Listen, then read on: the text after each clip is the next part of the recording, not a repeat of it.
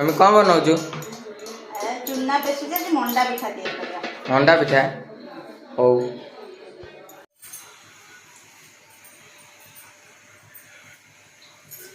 गैसटा एबे आमे लगेले गैस लगे इडली छंच बसैकी आम एथरे चूना दबा। आपण माने चाहिए कदली पत्र रे किए देई पारंती चूना नचेत कपड़ा रे भी चाहिए भी देई परिवे।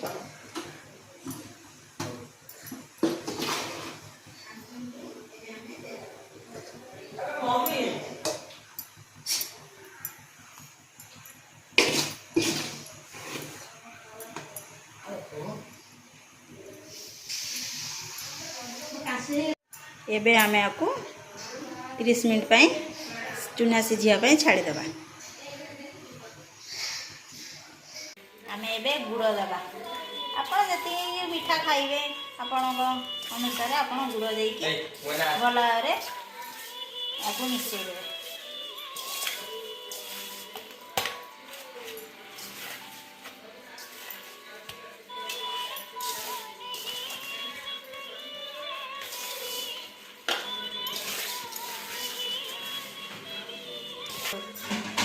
देखते एबे भल भाव छेना नड़ियाटा केमती आमर गोला हो जाए। आसतु चूनाटा सिझिला ना नहीं देखा। एथरक आमर छेना नड़िया भल भाव मिसा जाइए। आम ए अदा पेस्ट टिके मरीच गुंड टिके देकी भल भाव गोड़े दबा।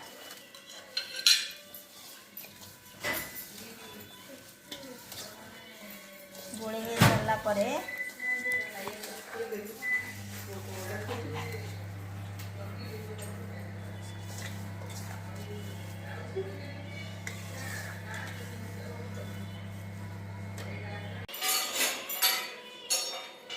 चूनाटा को आ गोटे पात्र रे काढ़ा। आमे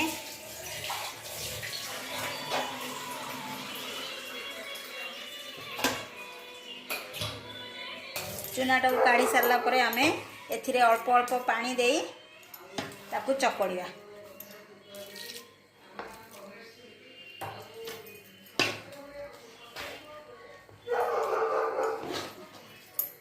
तापरे स्वाद अनुसार आपण लुण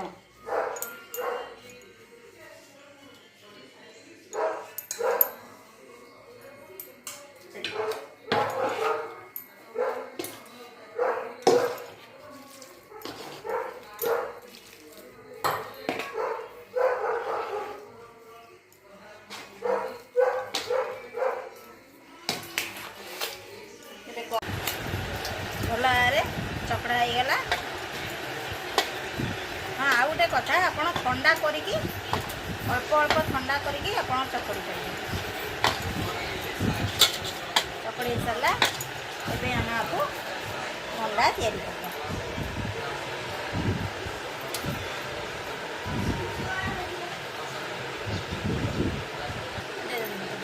जान एपरी भाव आम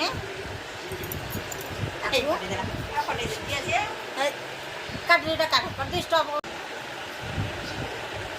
यहीपरी भाव आम आपको खोल तैयारी करवा। देखु एत सुंदर भाव खोल तैयारी आम आगुरी छेना नड़िया जो चकड़ी रखीचे तादेर आम आड़े दे ये भाव आम पूरे सारी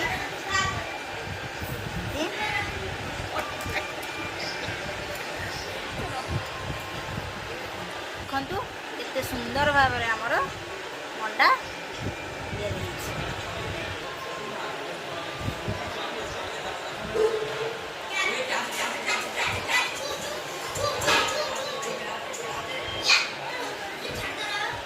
आपण मैंने चाहिए गोल करें लंबा आकार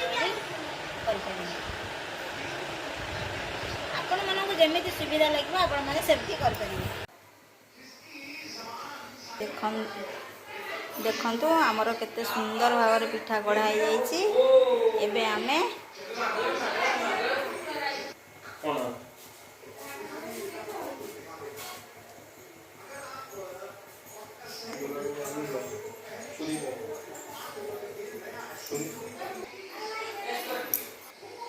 भाई आम इडली छांच भितर पिठा जाक देदबा तापर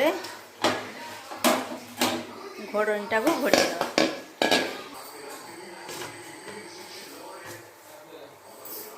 देखु घोड़नीटा भल भाव घोड़ा हो किसी समय आपको सिझापी छाड़ीदबा। आसतु देखा एथरक आमर पिठाटा सिझी जाइए ना नहीं।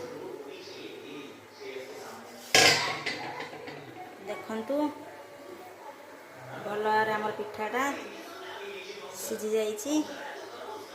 एबे आमे गैस टी बंद करदे।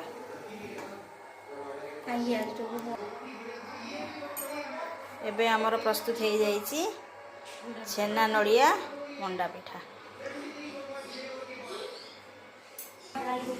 एबे आमर प्रस्तुत हो जाइए छेना नड़िया पुर दिया मंडा पिठा।